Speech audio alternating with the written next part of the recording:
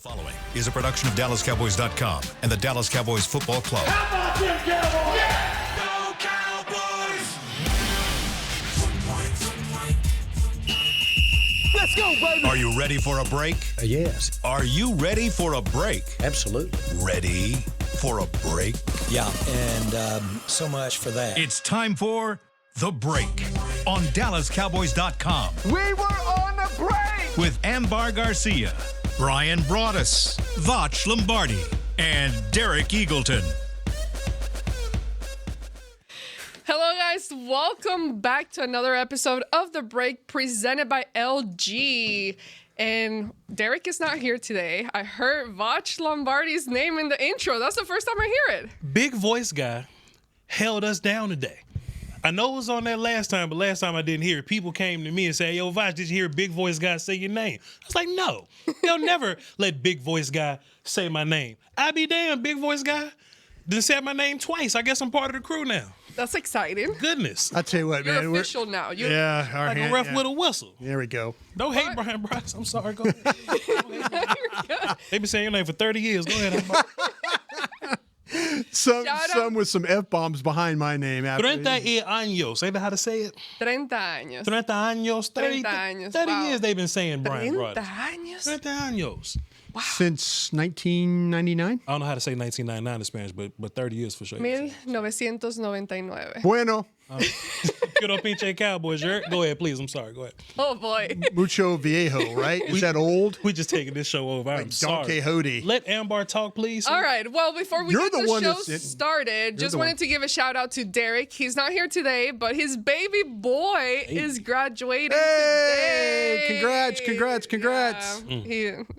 I can imagine. He's being very emotional right now. Baby boy.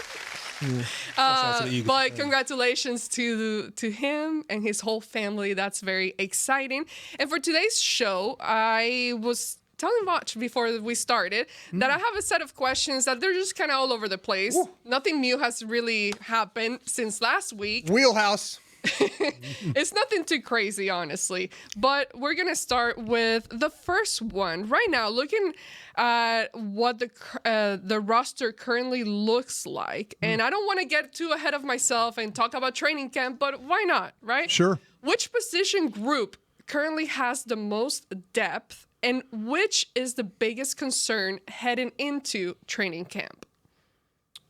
I think your offensive line room There you go. is pretty full. There you go. We walked into the offseason thinking that a couple of people were going to be getting a lot of reps, and that person was a starter, listed as a starter, and the Cowboys made a humongous move in the draft to kind of mitigate that. So now you have starter level backup guys, and they may not be guys that you want to be starting for 17, 18 games, but starting for 7 games, 8 games, 9 games, we know that they can do that. Plus, there was just this group of guys that were just signed. Hakeem Adeniji and Charles that came out of retirement. So there's a gang of offensive linemen here. So if you're talking about real competition, a lot of those guys maybe not at the top of the O-line room, but the bottom of the room is definitely going to be fighting for their life. Watch, real quick, on the depth of that offensive line, though. Yes, sir. And you mentioned some guys coming, like retirement guys and guys that are kind of been bouncing around the league.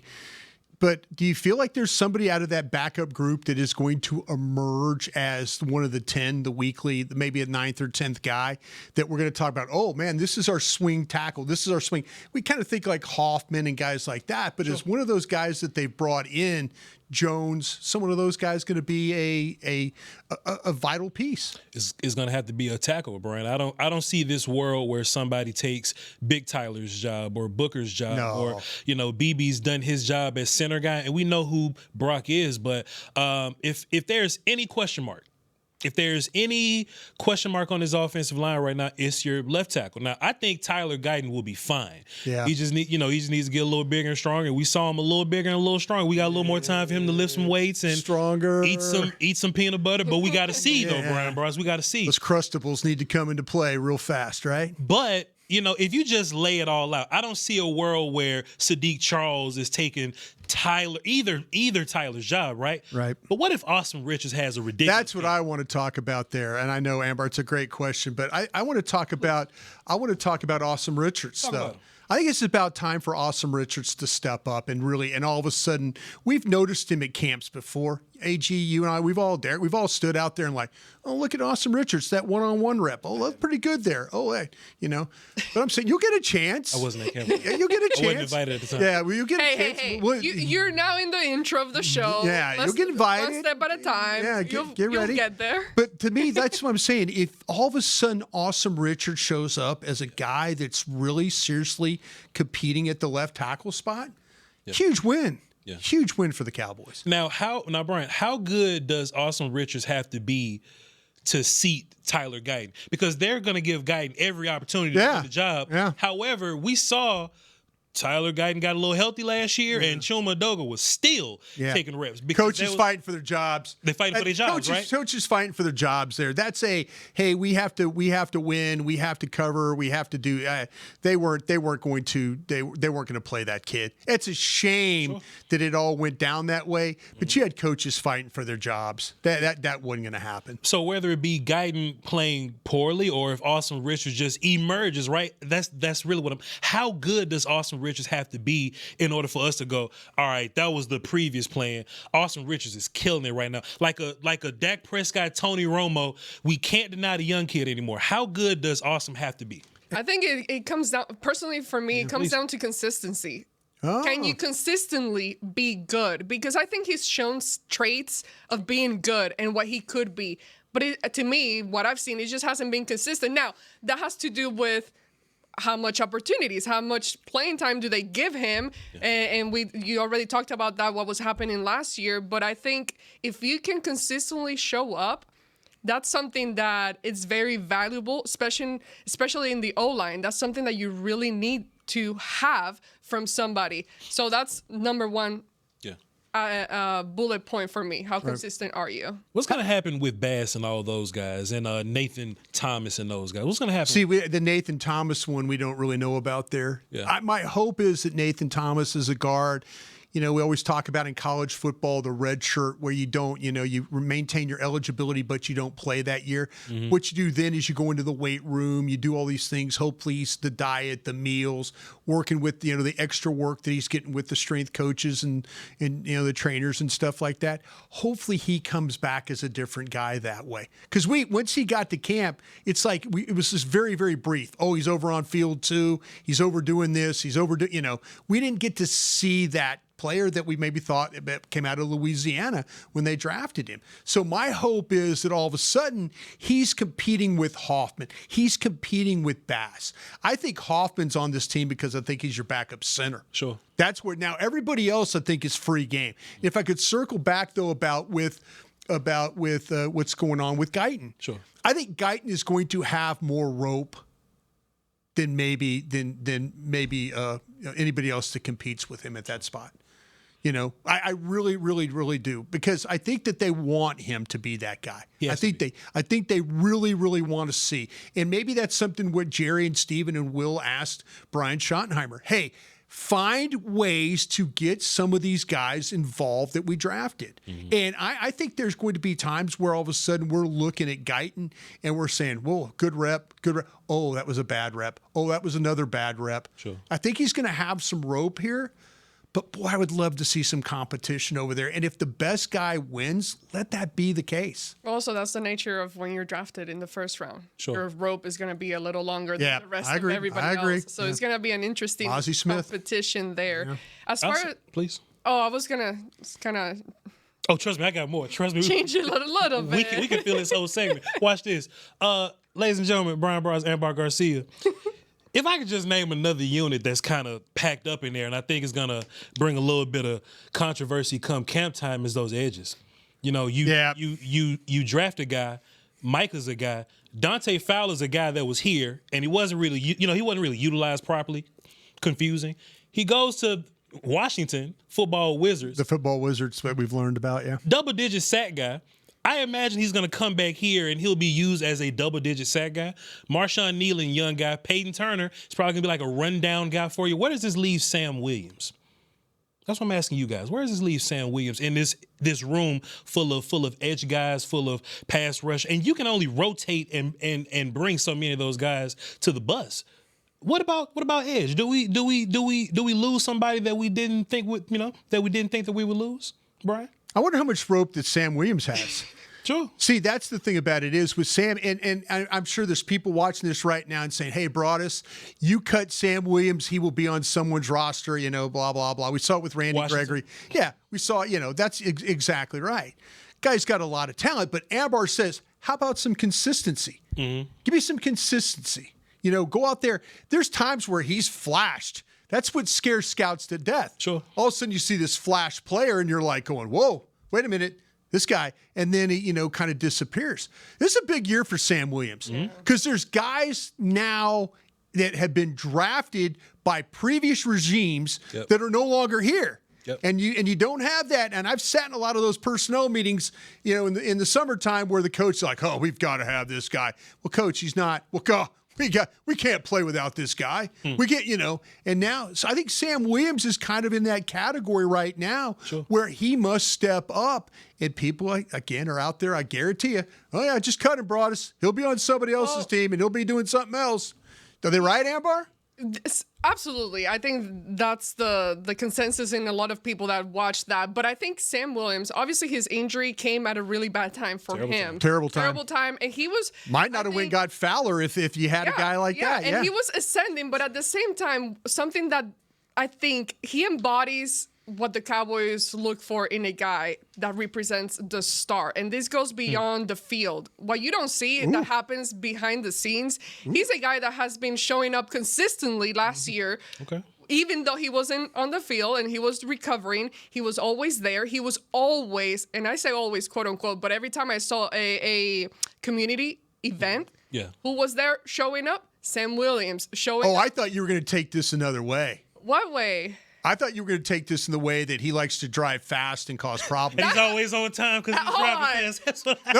Hey, I the guy that for something that happened years ago. No. I'm just saying. I thought you were going to say, well, we don't really know Boy, about. Sam gets here quick. Yeah. He has learned from that experience. I think when I got a race team, I'd love Sam to drive. First one in the parking lot, ain't but I think he's changed and he has improved. Okay, I see what you're doing here. I see what you're doing. Since that happened, since that incident, will it affect his play in a good way? Will it affect his play? I think that again. If you are committed into showing up to the recovery and the training and with those coaches and training and doing everything that you need to do to get back onto the field, it's going to show up on the field. Now, penalties and all that crazy stuff that has happened as far as discipline, I think he's a motivated guy, and I'm rooting for him right now. This team has shown you that they have a hard-working wide receiver and a hard-working right guard, and both those guys got bumped down by better dudes. Shouts out to Sam. I hope he make it, because, look, we need you. We need your player, but boy, it's some guys in that room. And if I had to think about what my NASCAR pass rushy package will look like, it'll be Michael over there, it'll be Dante or Michael roaming around somewhere, Dante over there, Donovan will be getting some, Osa's probably going to be in the middle of somewhere, Overshawn when he's healthy is blitzing from somewhere. It's going to be hard to take somebody off the field, but we'll see. We'll see. Oh, special teams. You need a guy. That's why you got hurt. That's where. Moving on. We can move. All right, let's go ahead and take our first break. When we come back, we'll continue this conversation and how the roster is currently looking like here with the Cowboys. Hey. Todd thought it would be secure to jog in the cheetah savanna. Todd believed the big cat repellent he bought online was reliable. And now, Todd is trying to be faster than this cheetah that can run 80 miles per hour. But the good news is, Todd has AT&T 5G that is fast, reliable, and secure. And he learned the best thing to do is stop running and toss her the backpack with the beef stew. AT&T 5G. Fast, reliable, secure.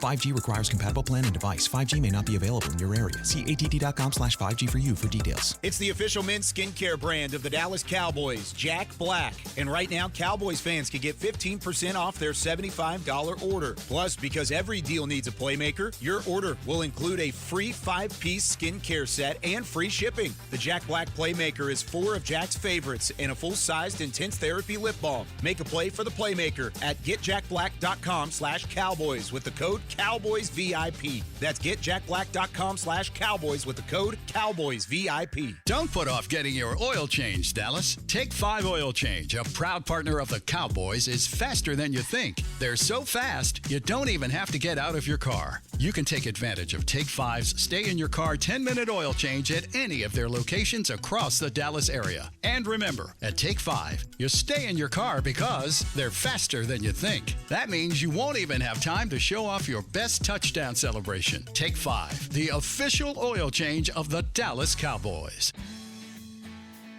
From the field to the festivities, Lucchese embodies the essence of luxury and tradition. Handcrafted with meticulous precision, each pair offers unmatched comfort and style. Stand tall while you're tailgating or cheering in the stands with the Dallas Cowboys collection by Lucchese. Shop the collection today at the Lucchese store at the Star in Frisco or online at lucchese.com. Lucchese, the official boot of the Dallas Cowboys and Dallas Cowboys cheerleaders. How do you tell the world about all the great gifts in the Yeti store? Let her rip, Troy. All right, folks, let's get started with the Yeti French Press. Enjoy coffee that stays hot for hours in a French press. 34 ounce for you, 6'4" for the cruise. The Yeti French Press. Up next, waterproof bags. Bags waterproof. Submersible waterproof doubles. Waterproof backpacks. World's mostly water, so get a waterproof Yeti bag. Do I smell something cooking? Oh, new cast iron skillets made to be passed down like Mama's recipes. Take a steak, cornbread, cobbler's pot pie, and potatoes next level with 3 sizes of Yeti cast iron skillets. Gear, gifts, and product experts. Visit the Yeti store on McKinney Street and at South Lake Town Square today. Back to the break. LG OLED Evo is the best TV in the game, but don't take our word for it. Digital Trends said that the LG OLED G4 has the best picture quality they've ever seen. See it for yourself at LG.com OLED Evo. Hey, that was better than the last time you did it at training camp. Well, I've taken like medicine now to help me with my words. Welcome back to the second segment. This segment is presented by blockchain.com. Hey. There we go. All right, next question for you guys. Gotta read it slow. It was good. Thank you for that. Appreciate you. Yeah. What does the current roster suggest about the Cowboys' long-term vision? Ooh. Are they building for 2025 playoff push or laying the groundwork for 2026? Again, looking at a lot of young talent that they've brought in. I know what he's going to say, but go ahead. I got to lead it off. Go ahead. Please. Go ahead. No, go ahead. Well, I mean, so polite. Well, if you're drafting a guard, I'm going to agree with what he says. If you're drafting a guard and a like a young pass rusher and a running back, that would make me think that they're looking for the future. But you rolling some dice, on this Pickens thing, Yep. They value 3rd round picks like some teams value 1st round picks. So if you want to give that thing away just to have another dude up in here, I think that says a lot about what they're trying to do right now. I feel like as long as you have 4, you're in the fight. Somehow, like Dak is, he's here, he's healthy. You're in the playoff situation somehow. So from there, if you're trying to win this year, it's your job to try to give him what he needs. And it's been a while since Dak has had everything that he needs. Or just think about how the Eagles run things, right? If Dak had one of those type, deals or whatever, where we're just constantly filling that roster up, the Eagles show you how urgent they are to win championships, and they win championships, right? So this Saquon Barkley move for them may be a George Pickens move for like just this top-tier player, and we're giving up all of our resources for it. They didn't do that, but we give up all just this 3rd round pick that the Cowboys love to go get George Pickens. I was shocked by this, and he's on the last year of his deal. Yeah, the Cowboys shooting the dice on this. Yeah, you're absolutely right, my friend. That's a situation where, too, even look at what they're doing on the defensive side of the ball with the addition of the linebackers. Sure. The defensive line, the guys that they've added there. Mm-hmm. They've added veteran guys, a couple guys on some 1-year deals. Heck, we just talked about Fowler. They've added some guys to try and make a run right now and be competitive. I don't look at it as Band-Aid type moves. Nah. But I kind of look at it as like, sometimes you go bottom fishing and it's like you get what you get. You get some trash fish on your hook. Yeah. I think that the Cowboys, they had a plan for what they wanted to do trading wise.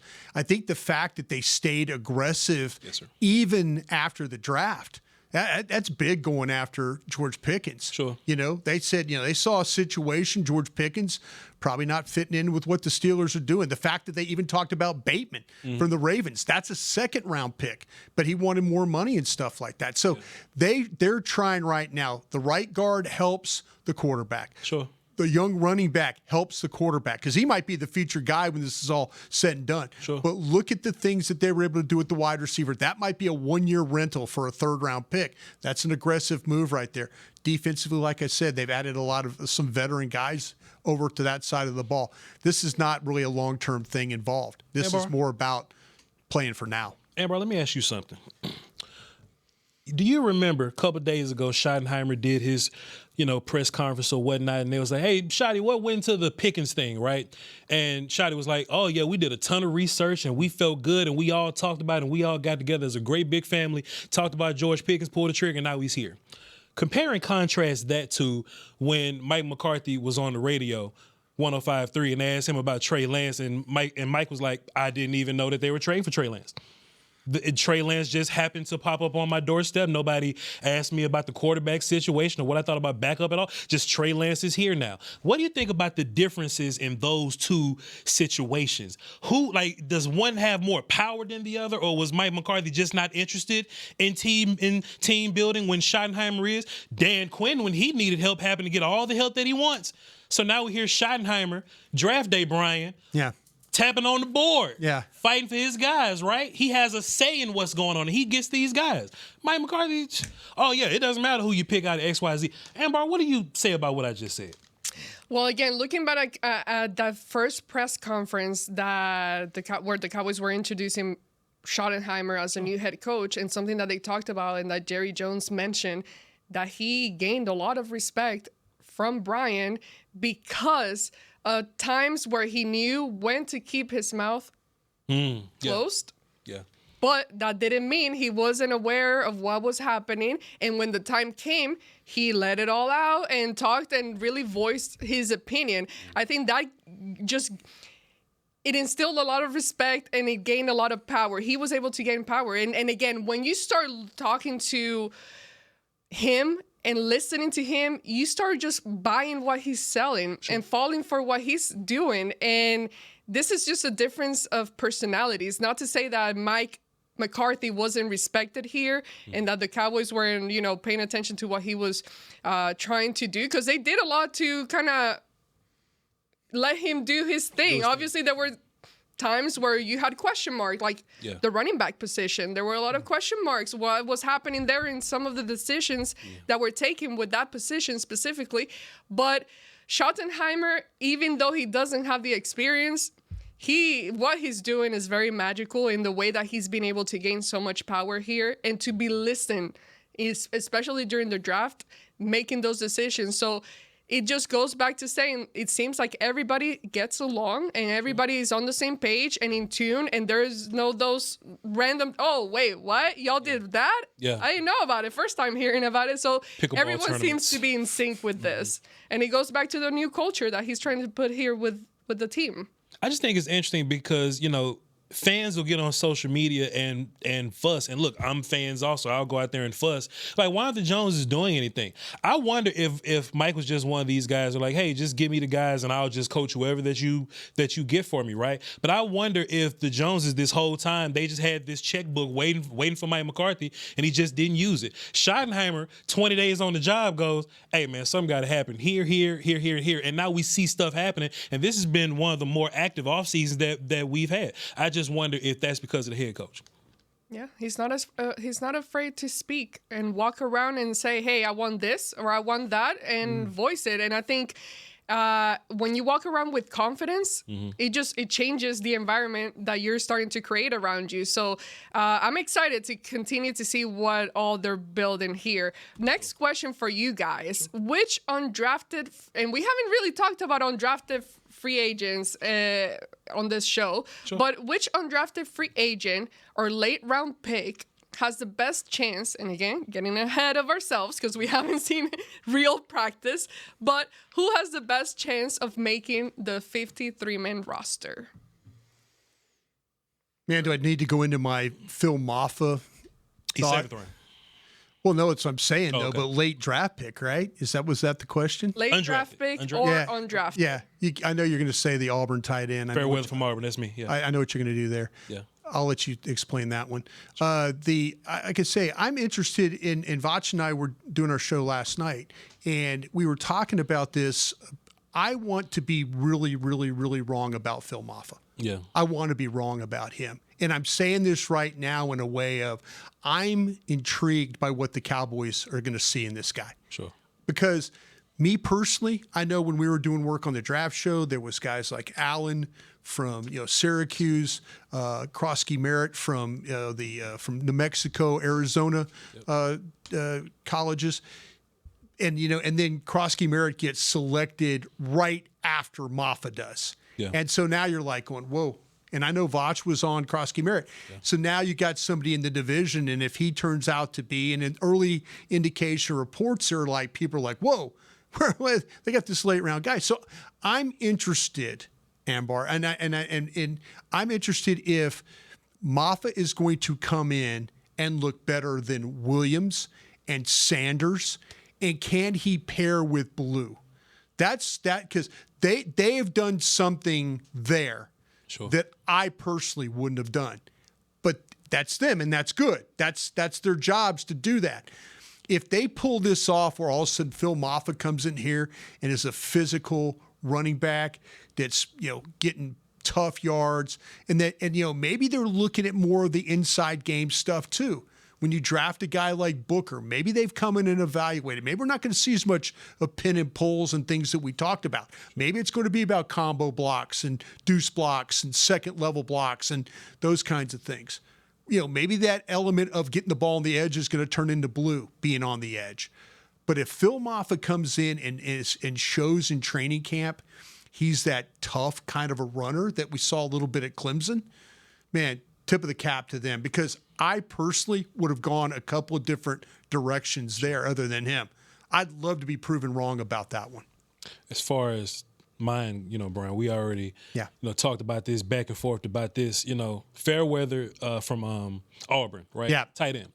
Sometimes it's not about how good you are. Quarterback play was all over the place there. Terrible. Sometimes it's not about how good you are versus the whole team, right? He may be the 70-something best player on his team. It doesn't matter.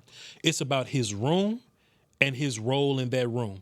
And that's why I think is going to give him a easier route to the team or whatnot, right? Because if let's say you're a pass rusher, you got to go against the three other pass rushers. There's Michael Parsons is there, Donovan is there, Dante. It's tough for a young pass rusher to come in and take pass rush reps. Not only is tight end easier, small room, but the tight end room is broken down into roles, right? Like Jake's the one guy that is what it is. Then you got these blocking tight ends. So Luke and Brevin are kind of fighting each other. But then there's like this jump ball red zone guy, catch radius guy, vertical guy, seam guy. John Stevens. Who we thought John Stevens was. John right? Stevens, yeah, right? Yeah. And we were ready to give that to John Stevens. Absolutely were. Previously it would be like Hendershot or something. He'll be the downfield kind of guy. But John Stevens tore an ACL and then he tore it again, or tore the same, or just tore two different ACL. I don't know. But he's coming off ACL right now. So if you're Fairweather, you don't have to be better than Ferguson or Luke or Dak Prescott. You just got to beat John Stevens. Yeah. Coming off ACL, new coaches, whatever. And they're the same kind of guy, that same vertical downhill guy. So if you're Fairweather, just make a couple more plays. Just don't drop passes. If John Stevens isn't blocking all that well, man, let me come in there and block some. Special teams is very important for that section of the roster. Go out there and tackle somebody. And I think that's the air quote easiest route. There's no easy route to this thing. Everybody's going to have to fight for their life out there. But I think typically tight ends are kind of raised by four. Like Dak makes these guys, as good or as bad as who they are. So just imagine Fairweather go out there making plays, jumping over people. Dak's high pointing, he's jumping up and getting over people. Fairweather's going to have a great argument to make this team. It'll be a fun training camp for sure. Let's go ahead and take our final break. And when we come back, we'll continue discussing some of these position battles that we're expected to watch during training camp. Hey. If you can't be at the stadium, there's no better way to watch your Cowboys than on an LG OLED Evo TV. That's because everything you see is more lifelike. Every play, every hit. I mean, you might as well be on the sidelines. That's how clear it is. It's all thanks to LG's legendary technology. Perfect black, over 8.3 million self-lit pixels. No one comes close. LG OLED Evo is the best TV in the game for a reason. See for yourself at lg.com/OLED Evo. They say champions are remembered, but legends are never forgotten. United Ag and Turf offers a winning lineup of John Deere equipment built to tackle any challenge on and off the field. Legendary John Deere tractors, combines, residential mowers, commercial mowers, compact construction equipment, Gator utility vehicles, and a full line of golf and sports turf equipment. United Ag and Turf, the official Ag and Turf equipment supplier of the Dallas Cowboys. Visit UnitedAgAndTurf.com to find a location near you. If you shout, "How about them Cowboys?" you have that undeniable passion that's the heart of Cowboys Nation. And if you like to drink Dr. Pepper, you love the unique blend of its 23 flavors. Together, your one-of-a-kind fandom paired with the one-of-a-kind taste of a delicious ice-cold Dr. Pepper is the game day lineup that can't be beat. Better yet, gather your Cowboys and Dr. Pepper fan friends to watch the next game and crack open a delicious ice-cold Dr. Pepper for everyone. The wins will be even tastier. It's a pepper thing. And we're going to overtime. Erica, how much have I spent on concessions? For questions about their money, Dallas Cowboys fans can turn to Erica, the virtual financial assistant in the Bank of America mobile banking app. Learn more at bankofamerica.com/Erica by your side. Bank of America, official bank of the Dallas Cowboys. Erica responses may vary. Digital tools featured require downloading the mobile banking app and may only be available on select mobile devices. Erica is a mobile feature only available in the English language. Your chat may be recorded and monitored for quality assurance. Message and data rates and additional terms may apply. Bank of America, N.A., member FDIC. Todd thought it would be secure to jog in the cheetah savanna. Todd believed the big cat repellent he bought online was reliable. And now, Todd is trying to be faster than this cheetah that can run 80 miles per hour. But the good news is, Todd has AT&T 5G that is fast, reliable, and secure. And he learned the best thing to do is stop running and toss her the backpack with the beef stew. AT&T 5G. Fast, reliable, secure. 5G requires compatible plan and device. 5G may not be available in your area. See att.com/5G for you for details. Back to the break. AT&T, connecting changes everything. Everything. Perfecto. I'll tell you what. Increíble. And get some Yetis while you're at it, too. They're on this list. All right, guys. Next question for y'all. Which position battle should fans watch most closely in camp? Corner, running back, or swing tackle, which we already kind of discussed? So, Ambar, let me ask you this. How are you wording battle? For example, this is what I've been talking about, right? If Tyler Booker's in a battle, do you mean the battle that he's having with Hoffman, or the battle that he's having with Mozzie or something? Like which battle are we talking about? Okay. You ain't think about that. Now you're getting too descriptive here. You ain't think about that. Okay. I got just answer it again. Just answer. No, I'm thinking in general because I'm thinking, okay, is anybody actually set 100%? Like even when you look at corner, for example, is Trevon Diggs 100%? No. Even though he's a starter, right? Right. So it's still like I think all of these positions have question marks around them. Yeah. Well, if that's the case, corner's definitely the room that's fighting the most. We have a room full of outside guys. We don't really have a whole bunch of nickel guys. Butler. You know, so you know, and everybody's knee is hurting. So not only are they, fighting to be better, but they fighting to get healthy first. So that's going to be kind of an issue there. Besides that, I mean, I don't really have a good idea of who your first three corners are. Like, yeah, they're fighting for their spot, but who are those guys going to be? Because I don't even know when even Revel, right? Revel may be cleared and good to go, but is he going to be the Revel that we watched on film last year, Brian? Yeah. Gotta hope so. It's still a lot of time. The only guy I trust 100%, Deron Bland. Deron Bland and Elam are probably the contract year for him, right? For Bland. For sure. Yeah. For sure. So Bland, Elam, and Kalen Carson. If Bland is your best guy, do you just throw him in the nickel? If Bland is cornerback one, does he travel and then you kind of move those other guys around? I think it's a weird little battle with corner. Yeah, Butler's too. I think you have to include Josh Butler in that group too. Is he healthy? When does he come back? I think he's healthy. I think that, to me, like I say, he'll be a part of the. I do need to check on him. I'm interested to see what's going to happen at safety. And I say that in a way of because the previous regime really liked Wilson and Hooker. Yep. And so now, where does this regime stand when it comes to Thomas and Butler? And a guy that I almost mentioned is a rookie, Ambar, that maybe a guy that Elijah Clark, the safety from Syracuse. He was a guy that if you watch him play, and if you just go on how much signing bonus the Cowboys gave to these undrafted rookies, he was a top dog. Yeah. And you saw last year where Span Ford was. He was the top dog. So they think enough of this kid. My gut feeling is this guy probably Clark sat pretty high on their draft board. Yeah. So if that's the case, sat high on draft board, he got a sizable bonus. Is he competing with? Is he trying to knock Thomas out, who got money? Is he trying to knock Bell out, who got money? Are they trying to knock Wilson out, who would be cap savings if you knock him out? That's important. So yeah, Mickey would always say follow the money. Well, in this case, you might follow the money, but I think there's going to be some legitimate competition at the safety spot, depending on how guys. I don't think you could put it in pen that Wilson and Hooker are going to be the starters when you open on Thursday night in Philadelphia. Bryan Broaddus, does Bryan Broaddus think that if Marquise Bell outplays Donovan Wilson, I would hope. I would hope. What does Bryan Broaddus think? Because we all hope. Hope is a terrible plan. Hope is a terrible plan. What you been think? Down that road, huh? Yeah. What you think? Smoking that opium for many years. A lot of opium. If Marquise Bell goes out there, tears it up, whoops it, yes, picks, he's covering better. Sure. Does he get the job over? Sure. Absolutely. Okay. I'll say it because I do believe that Thomas, Bell, Clark being new, I think there's a fresh approach now.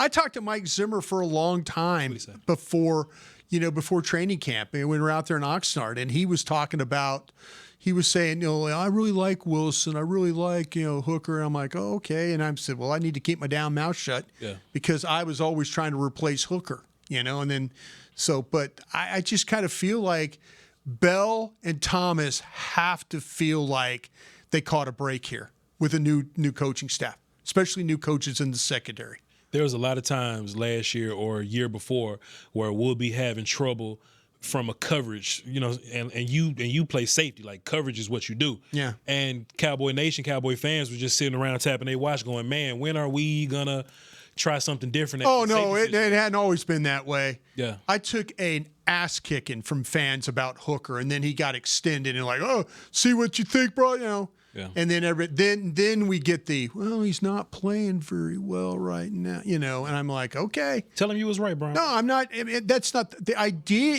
The idea is though that you try and get ahead of that. Yeah. You try and get ahead of paying a guy, and then all of a sudden, it doesn't work out. You could say that right now about Wilson. Yeah. It just hasn't worked out like the Cowboys thought it would. Guy's super tough.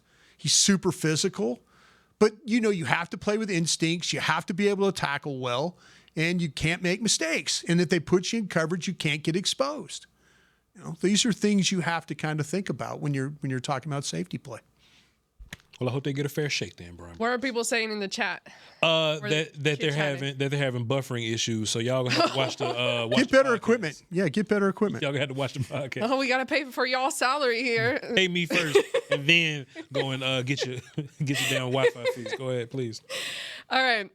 You mentioned Micah Parsons earlier. Yes, ma'am. And about moving him around a lot. For sure. Is it smarter to keep him full-time rushing or moving him around like a chess piece? Well, we've been fighting this fight since we found out that Micah can pass rush, and some coaches will tell you the coachy philosophical reasons why you shouldn't move him around, and then we'll play Cleveland and Myles Garrett is just walking over your center, and you go, damn, boy, it sure would be nice if we can do some of that. Now, TJ Watt doesn't move. He plays on his side, but when you see Myles Garrett just floating around, you just get jealous, right? So I think when Micah got most of his sacks, it was him hovering over A-gap and B-gap. That's when he really got busy. Something we call it on YouTube, find the scrub is what we call it, right? Yeah. And something that'll bother me is we'll go play the Giants and we'll just line Micah over Andrew Thomas, all-pro Andrew Thomas, the whole game. It'll make me sick. And look, Micah got sacks on Andrew Thomas, but boy, imagine how many sacks you can get on John Michael Smith if you just line them up over there. So I do think you have to think about the base of your defense being, solid, and we're not going to move him so much that he's getting washed out of these plays, but it just gives the other side one more thing to think about if Micah's all over the place as opposed to, I don't have to look, I just know he's right there. Yeah, why don't you find a way, and this is, and Voch always likes to say this, what's coaching? What's coaching? What do we pay these guys? Well, what's coaching for? See, to me, this is where, moving Mike around and even finding him, I agree with Voch about, hey, find the weakest link on that offensive line and just let it try and do your best to set it up where it's one-on-one, where that weak link can't get help. You move him around, but also pair him with other guys that can pass rush. There's nothing wrong with putting him on with Osa and you get a pick and a twist. Yep. There's nothing wrong with putting him on the same side with Fowler and making them have to deal with two guys. All of a sudden, wow, they've got two legitimate rushers on the outside here. There's nothing wrong with standing him up and letting him run right through the B gap and making a back. And if they know a team is going to be very reliant on a running back with blitz pickup help and putting Micah on that back and getting that one-on-one matchup, it might happen one or two times a game. But maybe it's one or two sacks you get in a game, and maybe that's the difference in the game. So, yes, move him around, find favorable matchups, but also pair him with other linemen that can cause problems and make teams have to deal with blocking two guys to the same side. Well, Bryan Broaddus, let me ask you this. Is this the first time Mike has had like a real running mate from a pass rush standpoint, right? Like Tank Lawrence has always been. Tank started going down. He's always been great rundown guy. Right. But he's never been. It's been a long time. Been a long time since double-digit sack. Since double-digit sack. Yeah. Micah hasn't had a double-digit sack running mate. Well, we got Dante Fowler, who's a double-digit sack guy now. Donovan's going to be a help. He's a rookie. We can't expect too much out of him. And Osa, we'll just hope that we can get some good pass rush from him from B gap. Is this the best crew of pass rush running mates? Maybe not run stopping, but pass rush running mates that Mike has had since he's been here. Kind of feel like great question, Voch. I know. Thanks, Ambar. Don't hurt yourself, buddy. Thanks, Ambar. Oh, he does that all the time. You're right, I'm so used to it. I didn't even say, because when you say, "Oh, that's a great question," you're then stalling to try and figure something. You're trying to influence his opinion. Yeah, I just want to know his thought. I just thought it was a genuinely good question, and both of you guys. What about some of his 16 sack seasons though, when it was Fowler and Parsons? Yeah. It was more so a bunch of guys. Like Michael would get his sacks, but you didn't think of Dorrance Armstrong as a sack guy. You didn't think of Tank as a sack guy. You got sack guys now. That's what I'm asking. Yeah. Is this his best group of sack guys? I don't know what the run defense is going to look like. I hope Eberflus got some magic dust he can just sprinkle on everybody and just run game. I think that's dealt with. I think that's going to come down. Overshown's going to be a pass rusher. Apparently Shamar James is going to be a pass rusher. Is this the best group of pass rushers? That's the thing with Shamar James that we saw at Florida. We were worried about, and we're not getting to see every single practice. Once a week you get to see a practice. Maybe the other practices he's messing up things. Yeah. But it sounds like to me he didn't play with a lot of instincts at Florida. Sure. So what you say, put him as a will linebacker, let him rush. So maybe that's something that you need to do. I think overall, if you look at potentially with Osa being a pass rusher, Parsons, as we've mentioned, I think that even, I think that it's kind of, we'll see, with the Fowler's obviously going to give you some stuff there. I don't know if it's the best group he's played with. Okay. You know what the difference is, I think, is that going into it, you in your mind kind of know what to expect based on their previous experience, as opposed to the previous group, not from last year, but like a couple of years before. Yeah. you didn't know what to expect, but then they were shining and making it happen. That's the difference. Well, it's like one is you have guys that has shown it before versus the others that it just kind of happened without you necessarily expecting it. Dorrance Armstrong getting 9 sacks wasn't on anybody's radar. See, that's what I'm saying, though. Does Ezra Rocco be that guy? That to me, if you want to ask me that question and I'm thinking about, okay, Fowler, Ezraku, I'm thinking about these guys, but we don't know. I mean, we've seen him at the collegiate level have huge success. Yeah. So now is Donovan as the third pass rusher. And if let's say you're doubling Michael or Michael has some extra attention, now Donovan Ezraku gets the better looks. Right. The better one-on-one looks. Yeah, if Ezraku could be a factor as a pass rusher with Fowler, maybe we'll see with Sam Williams how that all plays out and stuff like that. But if Ezraku then shows up, like we think that he all might, then I would say but we'll have to see Ezraku be that guy. One last point too, because I know Amber ready to get up out of here. One last point is I'm an on-time person. If this offense scores the way that it should, then the defense will get so many more opportunities to. That's the key. You've got to find a way to. You can't be in. That's a good point. Yeah, I didn't want to say that. A mic drop. Okay. Oh no, my man. What else is there to say after that? Yeah, you think long reach. And my man right there. Boy, them LG OLED Evos, man. You're gonna have to ice that arm. Appreciate y'all tuning in, man. Please. Well, thank you guys so much. Thank you, Voch. Yes, man. Thank you, Bryan, for always having a lovely energy. Shout outs to Derek and his family again. Thank you guys so much for watching. For Voch Lombardi, Bryan Broaddus, and Ambar Garcia, this has been The Break on DallasCowboys.com/radio. Puro pinche Cowboys. This has been a production of DallasCowboys.com and the Dallas Cowboys Football Club. How about this, Cowboys? Yeah!